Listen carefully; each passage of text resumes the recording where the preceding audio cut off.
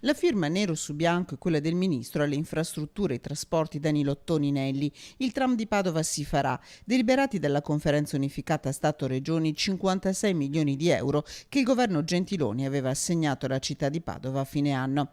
Nessuna marcia indietro come si temeva inizio estate, solo una verifica delle opere avviate dal precedente governo per il ministro targato 5 Stelle che alla fine ha dato il via libera. A mettere il sigillo il riparto dei fondi stabilito dalla conferenza Stato enti locali presieduta proprio dal ministro veneto Erika Stefani. Mercoledì pomeriggio il sì, oltre 1 miliardo il piano pronto a essere finanziato. Di questi 56 milioni andranno a Padova. Una settimana densa per la città con il sindaco Sergio Giordani che ancora una volta ha ringraziato il governatore Zaia che con il suo sì in conferenza ha dato il via anche all'iter del tram.